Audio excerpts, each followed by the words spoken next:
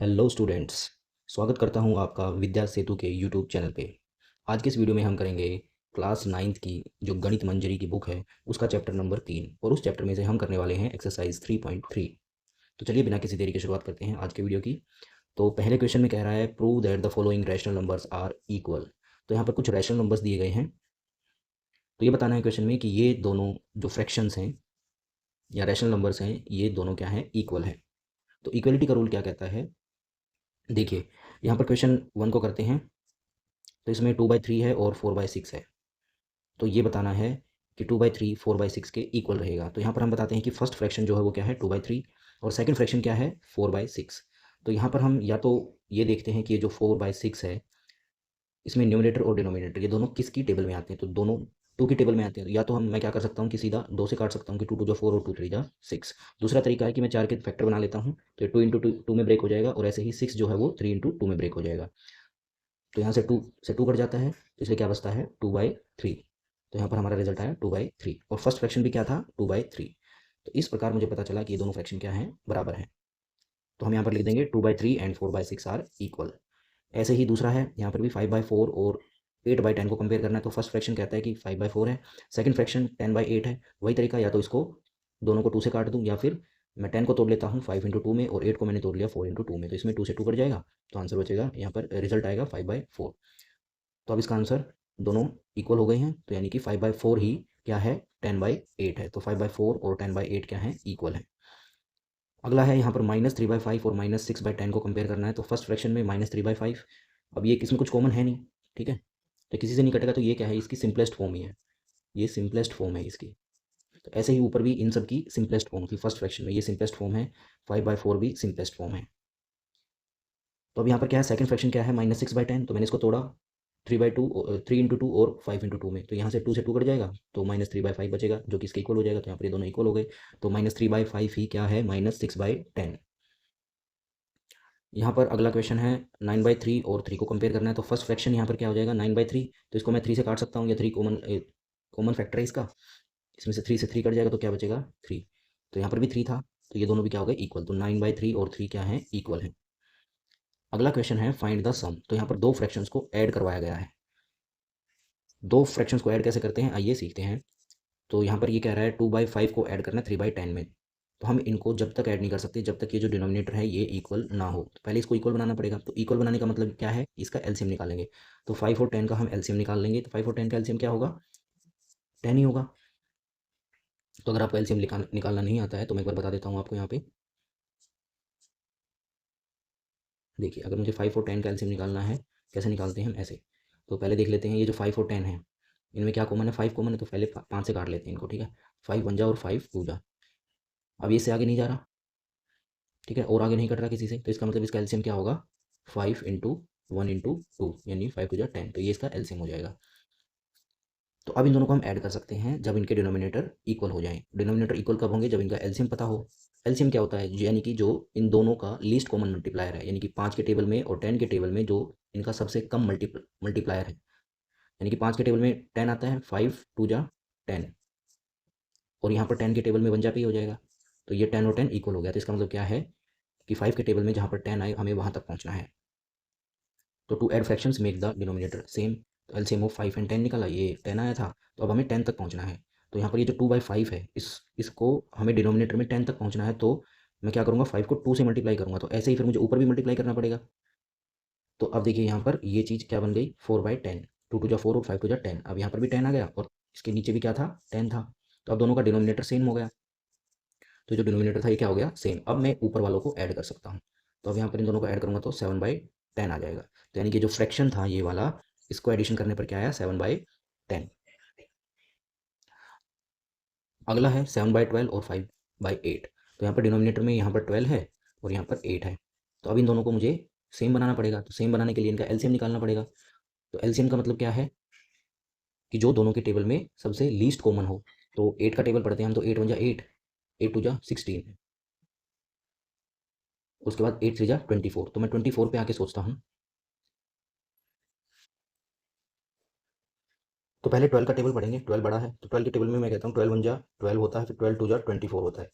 12 1 जा 12 मैंने देखा ये 8 के टेबल में नहीं आता, फिर मैंने देखा 24, अच्छा 24 8 के टेबल में आता है, तो इसका मतलब 12 के टेबल में 24 आएगा और 8 के टेबल में भी 24 आएगा, और ये सबसे पहला नंबर है यानी कि सबसे छोटा नंबर है, तो ये एलसीएम हो गया इसका। दूसरा तरीका ये है, इससे पहले मैंने पहले वाले क्वेश्चन में दूसरा ईजी मेथड बताया था। तो अगर आपका एप्टीट्यूड अच्छा है, अगर आपको टेबल अच्छे से आती हैं, तो इस तरीके को भी आप यूज़ कर सकते हैं। तो यहाँ पर जो बड़े वाला नंबर होता है उसकी टेबल हम स्टार्ट कर देते हैं, अगर उसकी टेबल में जो नंबर जैसे 24 आ रहा है, अगर वो छोटे वाले की टेबल में भी आ रहा है तो वहीं पे रुक जाएंगे। तो यहाँ पर मुझे पता चल चुका है कि 12 और 8 का जो एलसीएम है वो क्या है, 24 है। तो अब इन दोनों फ्रैक्शंस को ऐड करना है, डिनोमिनेटर सेम करना है। डिनोमिनेटर मुझे क्या बनाना है, 24, क्योंकि 24 तक इन दोनों के थ्रू पहुंचा जा सकता है। तो to add the fractions make denominator same, same बनाने के लिए हमने एलसीएम लिया जो मुझे 24 मिला। तो सम क्या होगा, यानी कि मुझे 12 से 24 तक पहुंचना है, तो इसको मैं क्या करूंगा, 2 से मल्टीप्लाई करूंगा और ऊपर भी 2 से मल्टीप्लाई करूंगा। अब 8 से भी मुझे कहाँ तक पहुंचना है, 24 तक, तो यहाँ मैंने 3 से मल्टीप्लाई किया, फिर ऊपर भी 3 से मल्टीप्लाई किया, तो यानी कि नीचे मैंने 24 बना लिया है, यहाँ पर भी 24 बन गया, यहाँ पर भी बन गया। 7 टू जा 14, 5 3 जा 15, नीचे डिनोमिनेटर क्या हो गया, सेम हो गया। तो अब इनको ऐड कर सकता हूँ मैं, तो 29/24 मेरा आंसर आ जाएगा। ऐसे ही अगला है -4/7, 3/14। तो यहाँ पर 14 को टेबल में मुझे ये देखना है ऐसा नंबर जो 7 के टेबल में भी आता हो, तो ये खुद 14 ही है, तो ये क्या हो गया, इसका एलसीएम हो गया, यानी कि मुझे 7 से सिर्फ 14 तक पहुँचना है। तो इसी तरीके से मैं करूँगा, to add the fractions make denominator same. तो एलसीएम मैंने क्या निकाला, 14, यहाँ पर मैंने एलसीएम निकाल लिया था। तो अब मुझे सम करने के लिए क्या करना पड़ेगा, 7 को 14 तक पहुँचाना है, तो 7 2 जा और 4 2 जा, अगर पहले मुझे यहाँ देखना है 7 2 जा 14, तो ऊपर भी 2 से मल्टीप्लाई करना पड़ेगा। तो 4 2 जा यहाँ पर क्या हो गया था, -8 और 3 यहाँ पर हो जाएगा, और दोनों का एलसीएम सेम हो जाएगा 14। तो अब इनको मैं ऐड कर सकता हूँ। तो -8 में अगर मैं 3 ऐड करूँगा तो क्या आंसर आएगा, -5/4। अगला है 5/6 -1/4, इनका डिफरेंस निकालना है, तो सेम रूल यहाँ पर भी लागू होगा। तो यहाँ पर 6 और 4 का एलसीएम देखेंगे हम। तो पहले बड़े वाले के टेबल को पढ़ेंगे, तो 6 1 जा 6, तो 6 4 के टेबल में नहीं आता, फिर आता है 6 2 जा 12, अब 12 4 के टेबल में आता है, तो यहीं रुक जाएंगे। तो 12 क्या है, एलसीएम है, तो यानी कि मुझे 6 से 12 तक पहुंचना है और 4 से 12 तक पहुंचना है। तो यहाँ पर डिफरेंस निकालने के लिए हम क्या करेंगे, ये जो फ्रैक्शन है यहाँ पर 6 को 2 से मल्टीप्लाई करूंगा तो 5 को भी 2 से करना पड़ेगा, फिर 4 12 बनाने के लिए 4 को 3 से मल्टीप्लाई करना पड़ेगा, तो ऊपर वाले को भी 3 से मल्टीप्लाई करना पड़ेगा। तो 5 हो जाए 10 हो गया यहाँ पर, और ये बन गया 10/12, और ये हो गया 13/12। अब इसको माइनस कर दूंगा क्योंकि डिनोमिनेटर सेम हो चुके हैं, तो डिनोमिनेटर को मैं यहाँ पर 12 लिख दूंगा और इसको माइनस कर दूंगा, तो ये आंसर आ जाएगा 7/12। ऐसे ही अगला है, तो यहाँ पर 8 और 4 है, तो 8 और 4 का एलसीएम क्या होगा, 8 ही होगा, क्योंकि 8 जो है वो दोनों के टेबल में आता है। तो ऐसे ही यहाँ पर डिफरेंस निकालने के लिए मैं 11 के नीचे तो 8 है ही, अब यहाँ पर क्या था, 3/4 था। अब इसको मुझे 8 तक पहुँचाना है, तो 4 टू जाए तो 3 टू जा भी करना पड़ेगा, तो यहाँ पर 2 से मल्टीप्लाई किया, 3 को भी 2 से मल्टीप्लाई किया, तो ये हो गया 6/8, इधर हो गया 11/8, तो ये आ गया 11 - 6/8, यानी आंसर आ गया 5/8। अगला है -7/9 -2/3, और ये ब्रैकेट में है, तो इसको क्या करना पड़ेगा, सेम वही 9 और 3 का एलसीएम ढूंढना पड़ेगा डिनोमिनेटर से, जो कि एलसीएम क्या होगा, 9, क्योंकि 9 3 के टेबल में भी आता है और 9 9 के टेबल में भी आता है। तो मुझे अब 9 से 9 तक पहुँचने की ज़रूरत है, 3 से 9 तक पहुँचना है, ठीक है, क्योंकि 9 तो यहाँ है ही, अब इस 3 को मुझे 9 बनाना है। तो यहाँ पर ये सेम रहेगा ऐसे, और 3 को मुझे 9 बनाना है। तो पहले एक बार साइन को चेंज कर लेते हैं यहाँ पर, तो -7/9 माइनस फिर माइनस है, तो ये ब्रैकेट हटेगा, तो माइनस माइनस क्या हो जाएगा, प्लस हो जाएगा। तो यहाँ पर मैंने ये लगा दिया प्लस, तो ये हो गया -7/9 और 2/3। अब इस इक्वेशन को सोल्व करना है। अब यहाँ से मुझे 3 का क्या बनाना है, 9, तो इसको मैं मल्टीप्लाई करूँगा 3 से, तो यहाँ पर भी 3 से, तो ऐसे मैंने 2 को 3 से मल्टीप्लाई किया, 3 को 3 से मल्टीप्लाई किया। अब यहाँ पर पहुँच गया -7/9 6/9, यानी कि डिनोमिनेटर यहाँ पर क्या हो गया, सेम हो गया है। तो अब मैं ऊपर वालों को ऐड या सब्ट्रैक्ट कर सकता हूँ, तो -7 + 6 क्या हो जाएगा, -1, और यहाँ पर नीचे 9 रह जाएगा, तो सही आंसर होगा -1/9। अब अगले क्वेश्चन में ये प्रोडक्ट पूछ रहा है, ठीक है, प्रोडक्ट बताना है दो फ्रैक्शंस का, तो दो फ्रैक्शंस का प्रोडक्ट निकालना बहुत आसान है। तो यहाँ पर 2/3 है, 3/10 है, तो यहाँ पर हम देख लेंगे, अ, इसमें क्या होगा, 3 से 3 कट जाएगा, और इधर 2 1 जा 2 और 2 5 जा पे चला जाएगा ये, तो यहाँ पर बचेगा 1/5। ऐसे ही अगला है, तो यहाँ पर कुछ कट रहा है, यहाँ पर कोई भी नहीं कट रहा, ठीक है, कोई किसी नंबर में कुछ भी कॉमन नहीं आ रहा, तो इसको हम सीधा लिख देंगे, ऊपर वालों को मल्टीप्लाई कर देंगे, नीचे वालों को भी मल्टीप्लाई कर देंगे, तो यहाँ पर 35 आ जाएगा और 88 आ जाएगा। ऐसे ही अगला है, यहाँ पर कुछ कटने वाला है, देखिए यहाँ पर 2 2 जा 4 होता है और 2 7 जा 14 होता है, तो ये 2 से कट गया, यानी कि दोनों में 2 कॉमन था। तो इसको मैं और ढंग से समझाऊँ तो ये माइनस क्या है, 2/2 है, और ये 7 है इंटू 5 है, और ये क्या है, 7 इंटू 2 है। तो मैंने इसको और ज़्यादा फैक्टर्स में ब्रेक कर लिया है, यानी कि तो यहाँ पर ये क्या होता है, कॉमन जो होता है वो कट जाता है, तो 2 से मैंने ये वाला 2 काट दिया, तो यहाँ पर क्या बचा, 7, और यहाँ पर बचा 2। तो ऐसे ही तो आंसर क्या आएगा, तो इसका आंसर आ जाएगा यहाँ पर, कैसे काटा था हमने, 2 2 जा 4 और 2 7 जा, तो ऊपर बच गया -2 इंटू 5, और नीचे क्या बच गया, 7 इंटू 7, तो ये 5 2 जा 10, और ये तो -10/49 इसका आंसर आ गया।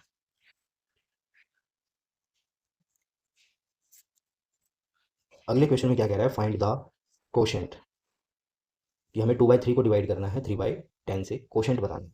तो पहले एक बार डिविडेंड, डिवाइजर और कोशेंट की इक्वेशन को समझ लेते हैं कि यहाँ पर ये ऐसा क्यों पूछा गया है। इसने सीधा ऐसा क्यों नहीं पूछा कि डिवाइड 2/3/3/10, इसने पूछा है फाइंड द कोशेंट। तो यहाँ पर एक कंसेप्ट सिखाना चाहता है ये आपको।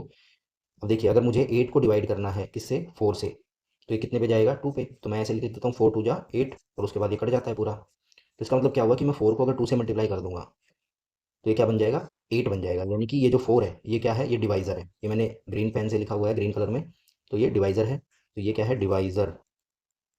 और ये जो 8 है ये क्या है, ये है डिविडेंड, ये डिविडेंड है। और ये जो 2 यहाँ पर गया है इसी को बोलते हैं कोशेंट। तो मैंने क्या देखा कि मैं जब डिवाइज़र को कोशेंट के साथ मल्टीप्लाई करता हूँ, ठीक है, यहाँ पर मैंने ये डिवाइज़र को कोशेंट के साथ मल्टीप्लाई किया, डिवाइज़र को कोशेंट के साथ मल्टीप्लाई किया तो क्या आया, डिविडेंड आया। तो ये इक्वेशन क्या बन जाएगी, अब मैं कोशेंट को इसके नीचे, डिविडेंड के नीचे ले आऊंगा, इसको डिवाइज़र को इसके नीचे ले आऊंगा, तो ये इक्वेशन ये ऐसे बन जाएगी कि जब मैं डिविडेंड को यानी कि डिवाइज़र से डिवाइड करूंगा तो क्या आता है, कोशेंट। तो हमें ये वाला निकालना है। तो यहाँ पर ये क्या है, 2/3, तो 2/3 यहाँ पर क्या है, डिविडेंड है, ठीक है। तो ये जो 2/3 यहाँ पर ये क्या है, डिविडेंड, और ये क्या है, डिवाइज़र, यानी जो डिवाइड करता है। मैंने क्या देखा यहाँ पर कि जब मैं डिविडेंड अपॉन डिवाइज़र करता हूँ तो क्या आता है, कोशेंट आता है। ये मैंने यहाँ देख लिया है। तो यानी कि जो डिविडेंड है उसको मैं ऊपर लिखूंगा और उसके नीचे मैं क्या लिखूंगा, डिवाइज़र। तो ये जो फ्रैक्शन था ये डिविडेंड है और ये वाला फ्रैक्शन डिवाइज़र है। तो जो पर्दे के पीछे काम चल रहा है वो ये वाला चल रहा है कि 2/3 फिर उसके अपॉन में 3/10। अब ये जो 3 था ये नीचे आ गया और ये जो 10 था ये 3 यहीं पर आ गया और 10 ऊपर चला गया, ठीक है। ये कब हुआ है, जब मैंने डिविडेंड को डिवाइज़र से डिवाइड किया है, तब ये घटना घटी है। तो यहाँ पर मैंने देखा सीधा, अगर मैं इसको समझना चाहूँ तो 2/3 डिवाइड बाई 3/10 है, तो इसको मैं क्या लिख सकता हूँ, ये आपस में पलट जाएंगे, ठीक है। तो 2/3 मल्टीप्लाई हो जाएगा और ये जो 10 है ये ऊपर चला जाएगा और ये 3 नीचे आ जाएगा। तो ये घटना घटी है यहाँ पर। तो इसका जो अगला स्टेप होगा वो सीधा हमारे आंसर तक हमें पहुँचा देगा। तो अब हम इन दोनों को मल्टीप्लाई कर सकते हैं, तो 2 × 10 20 हो जाएगा और ये 9 हो जाएगा और ये हमारा आंसर आ जाएगा। अगले क्वेश्चन में हम सीधा ऐसे करेंगे, ठीक है। तो ये 7/11 है, यहाँ पर मल्टीप्लाई होते ही ये आपस में पलट जाएंगे, 8/5 हो जाएगा। तो आंसर हमारा क्या आ जाएगा, 56/55, ये हमारा आंसर आ गया। तो यहाँ पर ये जो मैंने क्वेश्चन कराया ये थोड़ा समझने के लिए बताया कि यहाँ पर क्वेश्चन क्यों पूछा गया है। और सीधा अब हमें इसको बस डिवाइड कर देना है, यानी कि इस डिवाइड की जगह अगर मैं मल्टीप्लाई लिख दूंगा और इन दोनों को मैं ऊपर नीचे कर दूंगा, यानी कि जो नीचे था वो ऊपर चला जाएगा, 8 यहाँ पर नीचे था ऊपर आ जाएगा। कब आएगा, जब यहाँ पर इस साइन को मैं मल्टीप्लाई करता हूँ। और ये ऐसा क्यों हुआ ये मैंने यहाँ पर समझा दिया आपको।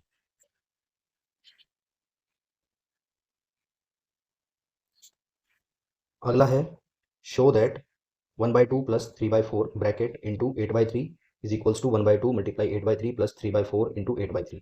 तो यहाँ पर ये एक प्रॉपर्टी को समझा रहा है कि एक प्रॉपर्टी यूज़ करनी है, ठीक है। तो उसमें हम क्या कहते हैं कि जब हम लेफ्ट हैंड साइड को राइट हैंड साइड के इक्वल प्रूव कर देंगे तो ये इक्वेशन भी हमारी प्रूव हो जाएगी। तो ये कह रहा है कि ये जो है लेफ्ट हैंड साइड में, ये लेफ्ट हैंड है इधर, तो इसको बोलते हैं लेफ्ट हैंड साइड, और ये वाली जो चीज़ है ये है RHS। तो ये क्या शो करना है कि ये जो LHS है, इधर वाली जो चीज़ें हैं वो इधर वाली चीज़ों के बराबर है। यानी कि इधर जो ऑपरेशंस परफॉर्म हो रहे हैं फ्रैक्शंस के साथ, और यहाँ जो ऑपरेशंस परफॉर्म हो रहे हैं फ्रैक्शंस के साथ, वो दोनों क्या हैं, उनका जो रिजल्ट आएगा वो इक्वल आएगा। यानी कि हमें प्रूव करना है LHS is equal to RHS। तो पहले एक साइड को उठाएंगे LHS को, तो हमने LHS को उठा लिया। तो LHS कहती है 1/2 प्लस 3/4 ब्रैकेट मल्टीप्लाई 8/3, उसका जो रिजल्ट आएगा वो RHS के बराबर आएगा। तो पहले इसका रिजल्ट निकाल लेते हैं। तो यहाँ पर इसको आगे बढ़ेंगे तो अब यहाँ पर भी वही चीज़ करनी है, तो दो फ्रैक्शंस को ऐड करना, तो डिनोमिनेटर को सेम करना पड़ेगा। तो डिनोमिनेटर को सेम करना है, यानी कि इधर 4 है इधर 2 है, तो 2 का भी 4 बनाना पड़ेगा, तो वो 2 से मल्टीप्लाई करूँगा, अगर नीचे हुआ तो ऊपर भी 2 से मल्टीप्लाई करूँगा, और उसके बाद 3/4 आ जाएगा। इसको मैं ब्रैकेट में रखूँगा अभी, और 8/3 को भी यहीं छोड़ देते हैं। अब देखिए, अब यहाँ पर हो गया, ये हो गया यहाँ पर ऐसे। तो अब मैं 8/3 को ऐसे ही लिख देता हूँ। अब मैं आगे बढ़ता हूँ तो यहाँ पर क्या होगा, अब दोनों का डिनोमिनेटर सेम है, तो अभी ऊपर वालों को मैं ऐड कर सकता हूँ। तो हो जाएगा 5 और नीचे 4 हो जाएगा, और मल्टीप्लाई 8/3 आ जाएगा यहाँ पर। तो अब यहाँ पर ये कट रहा है, तो 4 1 जा 4, 4 2 जा 8, तो 5 2 जा 10/3। तो ये तो हो गई मेरी LHS, ठीक है। तो ये आई है LHS, देखिए। अब यहाँ पर मुझे RHS भी निकालना है, तो अब मैं यहाँ उसे उठा लेता हूँ RHS, उसे ये मैंने ले लिया RHS। तो RHS कहता है 1/2 मल्टीप्लाई 8/3 प्लस 3/4 मल्टीप्लाई 8/3। ठीक है, अब इसको सोल्व करेंगे हम। पहले इसको सोल्व करेंगे तो ये क्या आ जाएगा, इसको थोड़ा और नीचे सोल्व करते हैं।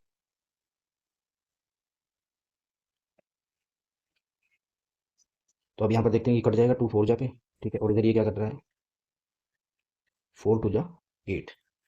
तो अब यहाँ पर मैं देख रहा हूँ 4 1 जा 4 ही आ जाएगा और नीचे 3 आ जाएगा, और यहाँ पर 3 2 जा 6 और नीचे आ जाएगा 3। अब यहाँ पर जो डिनोमिनेटर है वो ऑलरेडी सेम है, तो यानी कि ऊपर वालों को मैं जोड़ सकता हूँ, तो 10/3। अब ये भी क्या हो गई, आर एच एस, ये क्या थी, आर एच एस। अब देखिए यहाँ पर भी क्या आया था 10/3, और यहाँ पर भी क्या आया है 10/3। तो इसका मतलब क्या है, मैं कह सकता हूँ कि L H S is equal to R H S, और इसको मैं लिख दूंगा हैंस प्रूव। और यही हमें प्रूव करना था। तो हमें क्या प्रूव करना था, शो करना था, यानी प्रूव करना था कि इधर वाली जो एल एच एस है वो आर एच एस के बराबर है। तो पहले मैंने लेफ्ट हैंड साइड ली और एक रिजल्ट तक पहुंचा 10/3, और फिर ऐसे ही मैंने आर एच एस उठाई और एक रिजल्ट तक पहुंचा 10/3। तो दोनों का रिजल्ट सेम आ रहा है, तो इसका मतलब मैं कह सकता हूँ कि जो एल एच एस है वो आर एच एस के बराबर है। बढ़ते हैं अगले क्वेश्चन की तरफ। तो यहाँ पर ये कह रहा है simplify the following using the distributive property. तो पहले तो हमें जानना जरूरी है कि डिस्ट्रीब्यूटिव प्रॉपर्टी क्या होती है। तो एज पर डिस्ट्रीब्यूटिव प्रॉपर्टी क्या कहता है कि अगर मैं ए को मल्टीप्लाई करता हूँ ब्रैकेट में बी माइनस सी से, यानी कि ए को बी माइनस सी से मैं मल्टीप्लाई करता हूँ तो किसके बराबर होगा, पहले मैं ए को मल्टीप्लाई कर सकता हूँ और फिर मैं ए को सी से मल्टीप्लाई करके उन दोनों का डिफरेंस निकाल सकता हूँ। तो यहाँ पर ये क्या कह रही है, डिस्ट्रीब्यूटिव प्रॉपर्टी है ये। तो ऐसे ही अब मैं सीधा पुट कर दूंगा यहाँ पर, ये कह रहा है 7/9 6/7 माइनस 3/4, जो कि यहाँ पर दिया हुआ है। तो इसको मैं डिस्ट्रीब्यूटिव प्रॉपर्टी की तरह कैसे लिख सकता हूँ, तो 7/9 पहले मल्टीप्लाई होगा 6/7 से, तो यहाँ पर मैंने कर दिया है। फिर ये माइनस का साइन मैंने सेम रखा है यहाँ पर। उसके बाद 7/9 फिर मल्टीप्लाई होगा, जैसे यहाँ पर ये ए था, ये पहले बी से मल्टीप्लाई हुआ और ए उसके बाद सी से मल्टीप्लाई हुआ है। तो ऐसे ही 7/9 ए से मल्टीप्लाई हुआ है और फिर 7/9 बी से मल्टीप्लाई हुआ है, और यहाँ पर ये सी से मल्टीप्लाई हुआ है सेम 7/9। तो ये मैंने डिस्ट्रीब्यूटिव प्रॉपर्टी का यूज़ कर लिया है। अब इसको मैं अगर सोल्व करूँगा तो यहाँ पर ये 7 से 7 कट जाएगा, 3 2 जा 6 3 3 जा 9, तो 2/3 हो गया। और इधर ये कुछ कट रहा है, हाँ 3 1 जा 3 और 3 3 जा 9, तो 7 और 12।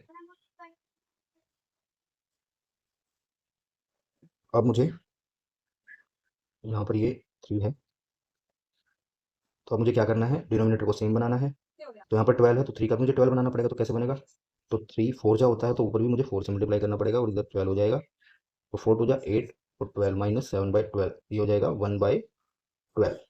तो हमारा जो आंसर आएगा वो क्या आएगा, 1/12।